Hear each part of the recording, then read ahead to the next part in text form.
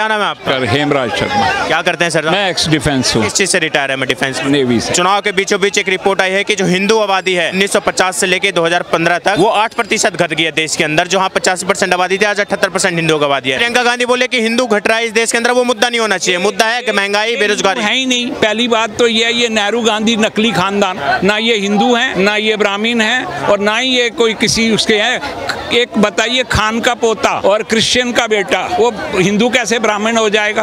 आप मुझे बताइए। हो सकता है इनके ऊपर टाइम वेस्ट करना देश का बर्बादी करने की वाली बात है। ना राहुल गांधी किसी काबिल का है, उसको गांधी शब्द निकाल लो, उसको केजी स्कूल में कोई एडमिशन नहीं देगा, इतना तो उसका IQ है। तो why should you waste time on them? सीधी सी बात, जो सामने दिख रहा है एक विकास, वो विकास इनको एक मजाक का इशू है। इसी राहुल गांधी ने कहा था कि एक शेर सा खड़ा है, उसमें बहुत सारे व्हील घूम रहे हैं, और वो ऐसे। आज वो मेक इन इंडिया हुआ या नहीं हुआ? मैं डिफेंस से हूँ। मेरे टाइम में जो इक्विपमेंट होते थे, आज उससे कई हजार गुना बेटर इक्विपमेंट इंडियन में आ रहे हैं। हम रशिया के ऊपर, दूसरों के ऊपर डिपेंडेंट रहते थे। एक फ्यूज लेने के लिए हम लोगों को बाहर से इंपोर्ट करना पड़ता था। आज टाटा बना रहा है, महिंद्रा बना रहा है, अडानी अंबानी बना रहे हैं। क्यों? ये तो इनके उसमें नहीं आएगा, क्योंकि इनको तो सिर्फ यही अडानी अंबानी खा गए। ये तो देश में रख रहे हैं, इनके भाई लोग तो बाहर ले गए। अच्छा, इस पे क्या बोलेंगे सर? ये जो मुस्लिमों की आबादी 43% बढ़ी है, कुछ नेता बीजेपी बोले कि जनसंख्या कानून आना चाहिए देश के अंदर। हम सबसे बड़ी आबादी वाला देश बन गया विश्व के, एक कानून आना चाहिए जहाँ जनसंख्या पे रोक लगनी चाहिए देश के अंदर। जनसंख्या पे रोक तो आपके कॉन्स्टिट्यूशन में बोला हुआ है। UCC आपके कॉन्स्टिट्यूशन के निर्माताओं ने बोला हुआ है कि होना चाहिए। ये यहाँ पे यूनिफॉर्म सिविल कोड, इसको अभी क्या पॉलिटिकल मुद्दा बना के कांग्रेस उड़ा रही है। अभी एक पित्रोड़ा है इनका बैठा हुआ है, Sam Pitroda, he is good for nothing. वो आदमी गद्दार टाइप का है, वो इंडिया में नहीं आके बोलता है, वो USA में बैठा है। राहुल गांधी के अंकल सैम है, फिलोसफर है उनका। वो अंकल सैम है या कुछ भी है, आई डोंट कंसिडर हिम। वो जो देश का नहीं सोचता, वो हिंदुस्तान का नहीं सोचता। बोल दिया है कि जो साउथ वाले वो अफ्रीकन जैसे दिखते हैं, नॉर्थ ईस्ट वाले चाइनीज हैं। उसकी शक्ल देखो, बंदर जैसी है, क्या करोगे आप? उसको बोलने का कोई मतलब नहीं है, ना कोई हक है। He is sitting in USA। वो हमारा क्या लेना देना है उस आदमी से? कांग्रेस का बाप हो सकता है, कुछ भी हो सकता है, हमें उससे कुछ नहीं। राहुल गांधी के लिए फादर फिगर है वो। देशवासियों के लिए उससे कोई मतलब नहीं रखना चाहिए। ये सब भौंकने वाले लोग हैं, जिनको देश की तरक्की से ज्यादा अपना फायदा पसंद है। सो ये सब बिल्कुल नहीं आना। हिंदू मुस्लिम में झगड़ा कराने का ये लोग काम करते हैं। किसी में आपस में झगड़ा नहीं होता। ये लोग वोट बैंक के लिए झगड़ा कराने के लिए 24 घंटे तैयार हैं। हम आपकी प्रॉपर्टी खोल लेंगे, हम आपका वो कर लेंगे। ये सारे का सारा जो मुद्दा है, ये प्योरली पॉलिटिकल बना करके दुनिया में दंगे कराना चाहते हैं, क्योंकि इनको पता है कांग्रेस का मोदी 400 पार, कांग्रेस का अंतिम संस्कार। अच्छा, मोदी जी को लेके जो ये अभी चुनाव चल रहे हैं, एक से एक बयान दिया जा रहा है। कांग्रेस ने बोल दिया कि प्रधानमंत्री बदहवास हो गए, मोदी जी बदहवास हो गए, तीसरे चरण में वोटिंग के बाद बदहवास हो गए। आज संजय राउत जो आपके ठाकरे जी के बड़े नेता हैं, उद्धव ठाकरे को, उन्होंने बोल दिया कि महाराष्ट्र के अंदर औरंगजेब की कब्र खुदी थी और मोदी की भी कब्र हम महाराष्ट्र के अंदर खोदेंगे। सुनिए, बोलने के लिए आप कुछ भी बोल लो, बोलने की स्वतंत्रता है, स्पीच की आज़ादी है, फ्रीडम ऑफ स्पीच, तो वो करते हैं लोग। उसमें मैं आपको कुछ बोल दूँ, इसके ऊपर पैसे तो लगने नहीं है, ना कोई कुछ होना है। इनके बोलने की कोई वैल्यू तब होती जब इन्होंने देश के लिए कुछ किया होता। संजय राउत क्या है? वो क्या बोलते हैं, एक चौल है, उसमें जो कंस्ट्रक्शन करता है, उसके साथ ये फंसा हुआ जेल में रह के आया। ये जितने भी अपराधी हैं, सब एक साथ खड़े होकर के गाली दे रहे हैं देश में। इनको ना हिंदू से लेना है, ना मुस्लिम से लेना है, ना सिख से लेना है। इनको किसी जाति से कुछ नहीं लेना, इनको लड़वा के लेना है। इस पे क्या बोलिएगा जो बोल दिया मोदी जी क्या चीज़ है? जब औरंगजेब की कब्र खोद दी हमने, मोदी की कब्र खोद देंगे। खोद के दिखाओ ना, बोलो यार। भौंकने से क्या लगता है? देखो, आप कुछ भी बोल दो मैं राष्ट्रपति हूँ, तो उससे होने वाले तो हो नहीं, उसके लिए औकात भी चाहिए। तो इनकी भी औकात क्या है वो इनको भी पता है। ये अभी जेल में जाके आया है। ये बोल रहे हैं राहुल गांधी की मोदी जी को बदहवास हो गए हैं, तीसरे चरण के बाद इनको कुर्सी खिसकती हुई, ढीलती हुई नजर आ रही है। तो ठीक है, 4 जून को देख लेंगे। उसमें किसी के हाथ कंगन को आरसी क्या, पढ़े लिखे को फारसी क्या। और इन लोगों का काम है, ये चाहते हैं कि हमारा वोट बैंक तो है नहीं अभी, ना कोई हमें आने वाला है, देने वाला है। तो ये इस तरह का भ्रम फैला के लोगों को बरगलाना चाहते हैं, जो कि इट इज़ नॉट पॉसिबल। मैं डिफेंस में था, मैंने इक्विपमेंट देखे हैं। एक कांग्रेस के रूल में एक लाइफ जैकेट नहीं होती थी कई लोगों के पास, फौजियों के पास। तो ये लोग क्या बात करेंगे? जॉर्ज, इनका फर्नांडिस था, इनका जो डिफेंस मिनिस्टर था एंटनी, उसने पार्लियामेंट में बोला था कि हमारे पास गन खरीदने के लिए पैसा नहीं है। आज हमारे यहाँ मिसाइल बन रही है, ब्रह्मोस बन रही है, हम बेच रहे हैं, हम प्लेन बना रहे हैं। कहाँ से आया पैसा? कहाँ से आएगा? पब्लिक से आएगा। अडानी अगानी खा गए, अडानी अंबानी खा गए, और सालों तुम लोग जितना लूटे हो उससे तो कम ही। और वो बाहर नहीं ले जा रहे हैं ना, देश का पैसा देश में है, देश का पैसा देश में लगा रहे हैं, वो यहाँ से उधर लगा रहे हैं। आपको क्या प्रॉब्लम है? आपके कितने वो हैं जान पहचान वाले जिन्होंने कुछ किया है देश के लिए? क्यों? व्हाट डू यू से? अच्छा, आजकल मोदी जी ने बोला है कि राहुल गांधी अडानी अंबानी का नाम लेना भूल गए हैं, लग रहा है कि ट्रक भर के पैसा पहुंच। इनका क्या है, कांग्रेस के जितने स्पोक्स पर्सन ने छोड़ा है, कांग्रेस को रिजाइन किया है, वो इनकी पोल खोल रहे हैं। बोला कांग्रेस में कोई नीति नहीं है, नीयत नहीं है, कुछ नहीं है। ये रोज सुबह सारे बैठते हैं, सोचते हैं आज क्या मुद्दा उठाया जाए, और वही मुद्दा उस दिन चलता है। 2 दिन वो चलेगा, तीसरे दिन फिर मुद्दा, मतलब ब्रेकफास्ट पे और मुद्दा, लंच पे और मुद्दा। ये इनकी नियत ही है। एक बात सुनिए, इनका क्या है, वजूद क्या है, बताइए मुझे। आप देश की बिजली फूक रहे हैं इनके इन लोगों के ऊपर डिस्कस करके। राहुल गांधी को कौन जानता था? कौन चाहता है कोई अपने बेटे का नाम राहुल गांधी रखेगा? बोलो, रखेगा कोई? है कोई जो उसका चहेता जो बोले मैं राहुल गांधी रखूंगा मेरे बेटे? वजह क्या है? पहली उसका हाल देखो ना, वो किस लायक है। वो 56 ईयर्स में वो अभी लांची हो रहा है। अब तो शाहरुख खान ने भी पिक्चरों में अपना नाम राहुल लेने से मना कर दिया। वो कह रहे हैं राहुल नहीं रखना नाम मैंने। That's it। वो किसी काम का बंदे, ये लोग सिर्फ उसको लॉन्च करने के चक्कर में बक रहे हैं। सोनिया गांधी को भारत माता से क्या लेना देना है? वो तो बोल नहीं पाती है, तो मानना तो अलग बात है। उसको कुछ लेना देना नहीं, उसको राहुल लॉन्च करना है बस।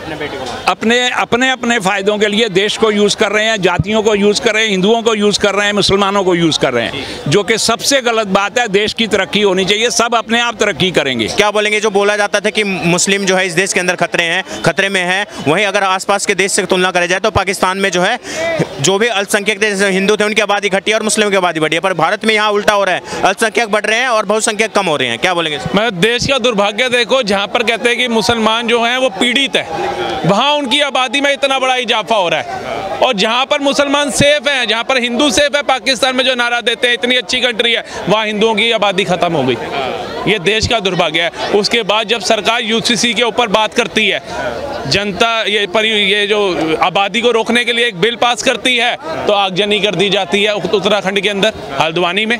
कोई नहीं भूला होगा, अभी ज़्यादा टाइम नहीं हुआ है। तो ये तो लोगों को सोचना पड़ेगा ना कि भैया एक आबादी जहाँ में देशों को अर्थव्यवस्थाओं में पछाड़ के आगे जाना चाहिए, वहाँ हम चाइना को पछाड़ करके आबादी में आगे चले गए हैं। तो ये देश का दुर्भाग्य है। उसके बाद हर बंदा आकर के कह रहा है भैया मुझे सरकारी नौकरी चाहिए, रोजगार नहीं है मेरे पास, मैं खाने को नहीं मिल रहा मुझे। तो भैया एक बात बताओ, जब सरकार एक देश हित के अंदर फैसला लेकर के आती है, आप सब लोग उसका विरोध करते हो, विपक्ष करता है, उसका समझ आता है, क्योंकि विपक्ष को तो सत्ता में आना है। लेकिन आप लोगों ने कौन सा इलेक्शन लड़ना है जो विपक्ष के साथ चल पड़ते हो कि हाँ भाई मोदी तानाशाह हो गया, मोदी के विरुद्ध चल। आज प्रियंका गांधी जी से सवाल पूछा गया कि हिंदुओं की संख्या जो है देश के अंदर पिछले 65 सालों में कम हुई है, 1950 से लेकर अब तक। तो उन्होंने बोला कि हिंदुओं की आबादी कम हो रही है, वो मुद्दा नहीं है देश के अंदर। मुद्दा देश के अंदर गरीबी है, महंगाई है, बेरोजगारी मुद्दा है। मतलब एक पर्टिकुलर कौम आबादी बढ़ा करके देश में बेरोजगारी और गरीबी को बढ़ा रही है, और फिर उसका सबके साथ सबके विकास में उसको योगदान भी देना है, स्पेशल फैसिलिटीज भी देनी है, उनको सुविधाएं भी देनी है, सब्सिडियां भी देनी है, रिजर्वेशन की भी बात हो रही है। सब कुछ दो उनको, सब कुछ बांट दो भाई साहब, और घोषित कर दो तुम्हारी सरकार बने कि भैया जो अल्पसंख्यक हैं वो इस देश के राजा हैं और जो बहुसंख्यक है वो यहाँ पर धर्मशाला के तौर पे रहेंगे। तो घोषित कर दो। आप बताओ ना, घोषित क्यों नहीं करते ये? उसके बाद आप आ जाओ, आज देश कहाँ पहुंच गया 10 सालों के अंदर। लेकिन मोदी जी अगर 2014 में आए थे, उन्होंने किसी भी चीज की बात करी हो, किसी भी आवास की बात करते हैं, कहते हैं किसको मिला आवास, उससे लोगों का क्या फायदा होगा, खाने को दो। 80 करोड़ को खाना देते हैं, अरे फ्री का राशन दे रहे हो, गरीब बना दिया। आयुष्मान योजना देते हैं स्वास्थ्य को लेकर के, मेडिकल को लेकर के, अरे कितने लोगों को लाभ मिल रहा है, उससे क्या होगा। IIT IIIT बनाते हैं, अरे विश्वविद्यालय बनाने से क्या होगा, युवा बेरोजगार है। रोजगार की स्टार्टअप इंडिया की बात करते हैं, मुद्रा लोन की बात करते हैं, स्किल की बात करते हैं, अरे उससे क्या होगा, उससे युवा को क्या मिलेगा, युवा पकोड़े बेचेगा। अरे ये देखो भैया, टाटा भी कोई टाटा ना होता अगर ये सोचता कि भाई मैं लोहे का काम करूंगा, बाटा भी अगर बाटा ना होता अगर ये सोचता मैं चमड़े का काम करूंगा, लाहौरी जीरे वाला ना होता सोचता मैं मसाले वाला बेचूंगा। ठीक है, ये इस पे क्या बोलेंगे? जो बोलते थे कि इस देश के अंदर मुसलमान खतरे में है, मुसलमानों को दबाया जाता है, उनके मुंह पे कितना बड़ा तमाचा है ये जो डाटा आया है ये इस 167 देशों के एक स्टडी के बाद, 167 देशों के उसके बाद। तो प्रत्यक्ष को प्रमाण की आवश्यकता नहीं है ना, इसी से पता चल जाता है कि मुसलमान भाई हमारे भारत में कितने खुश हैं, कितना बढ़ रहे हैं, कितनी उत्पत्ति कर रहे हैं। ये साथ साथ प्रत्यक्ष को प्रमाण की आवश्यकता तो अब रही नहीं ना। और आप कहते हो हिंदू तो भाई साहब कभी कुछ बोला ही नहीं। 1947 में जो कहते हैं लोकतंत्र संविधान की धज्जियां उड़ा रहे हैं मोदी जी, बदल देंगे। 1947 में जब देश आजाद हुआ और बाबा साहब अम्बेडकर जी ने जब संविधान बनाया तो उसके अंदर वक्फ बोर्ड नहीं दिया था उन्होंने, उसके अंदर शरिया नहीं दिया था, उसके अंदर मुस्लिम पर्सनल लॉ नहीं दिया था, उसके अंदर पहले संसाधनों में पहला हक मुसलमानों का ऐसा नहीं कहा था। लेकिन ये सारे धज्जियां उड़ा करके संविधान के काम किसने करे? एक अलग पार्टी, उसने एक अलग कौम के लिए धर्म के आधार पर आरक्षण के भी मनाने, बिल्कुल किया ना इन्होंने। तब कोई हिंदू बोला कि भैया तू वक्फ बोर्ड को ये राइट दे रहा है, कल को मेरे घर में मेरे मोहल्ले में आके कहेगा जमीन मेरी है, मैं कहां जाऊंगा? कोर्ट भी नहीं जा सकता मैं। तूने शरिया दिया, तूने मुस्लिम पर्सनल लॉ दे दिया, उसमें उनको सारा राइट है, लेकिन वही नसबंदी हिंदुओं की तुमने पकड़ के करा दी देसी घी का डब्बा दे करके। वहां तो तुमने उनको पहले ही अलग कर दिया कि भैया तुम्हारा तो कानून ही अलग कर दिया मैंने। तो करो तो सबके साथ सबके विकास की बात करो। मोदी जी उन्होंने कहीं पे लिखा है कि भैया आवास योजना में मुस्लिमों को नहीं दूंगा। इसको देख के लगता है आपको यूसीसी यूनिफॉर्म सिविल कोड जल्द से जल्द आना चाहिए। यही देश को और आगे लेके जाएगा। जो हम विश्व गुरु का ख्वाब देख रहे हैं, जो आज हमारे कानों को सुनने को मिलता है ना, मोदी इज द बॉस, दूसरा पैर छू रहा होता है, सुपर पावर अमेरिका कह रहा होता है कि यूक्रेन और रूस के युद्ध में मोदी ही बचा सकते हैं, समझौता करा सकते हैं। कुवैत से 7 सैनिक आ गए, भारत में राम मंदिर का विरोध था, दुबई में राम मंदिर बन गया, अभिनंदन जैसा 24 घंटे में आ गया, आतंकवादी खत्म हो गए। ये विश्व गुरु की ओर अगर हमारा कदम नहीं है तो क्या है? फिलिस्तीनियों को सबसे पहले राशन पहुंचाने वाला हिंदुस्तान था।